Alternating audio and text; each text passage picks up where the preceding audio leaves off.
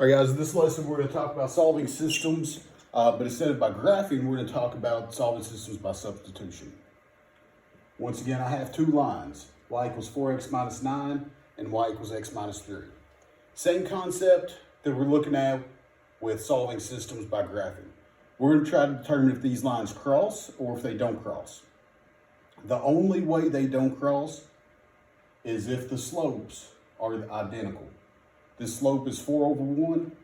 This slope is 1 over 1, or just 1. So we know that this one and this one will cross at some time because they're not identical.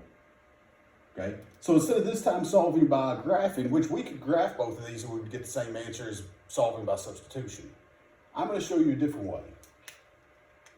In this second equation, we know what y equals. Y equals x minus 3. Okay, in our first equation, in our first line, we know that y equals this. So y equals that, but y also equals that. So we can take this and put it in for y. Because if that equals that and that equals that, they have to equal each other. So we can say 4x minus 9, because that's what y is. But down here, y is also something different.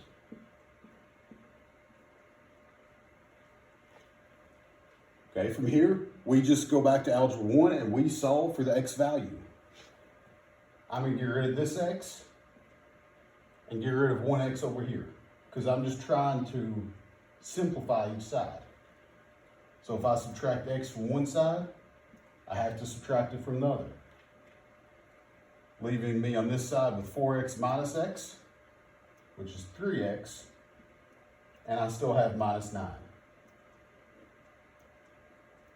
On the other side, I have x minus x, which I've already said equals 0 and crossed it out.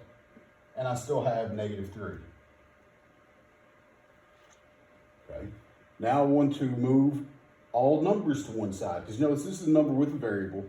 This is just a constant number. So we're going to move it over with 3.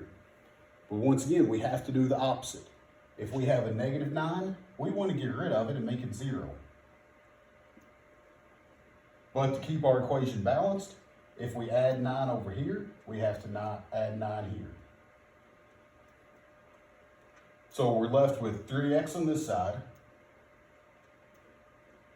And on this side, we're left with 9 minus 3. And so now we have 3 times x, or 3 times a number, equals 6. To figure out what 1x equals, we can get this down to 1x. 3 divided by 3 is going to leave us with just 1x. But if we divide by 3, we have to divide by 3. So we know x equals 2. But if you remember back to the graphing tutorial, where these two lines cross is a point, it has an x value and a y value. We now know our x value. To find our y value, we plug in x into either one of the equations. This one looks simpler because there's only one x, so we're going to use it.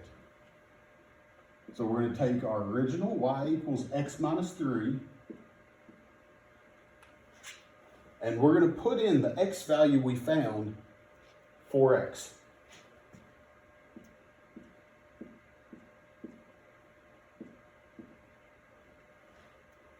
So y is going to equal to the number 2 minus 3. 2 minus 3 is negative 1. So now we have both the points we need for the system to know where these two lines are going to cross. They're going to cross at x value of 2. Excuse me, I left out my negative. And a y value of negative 1.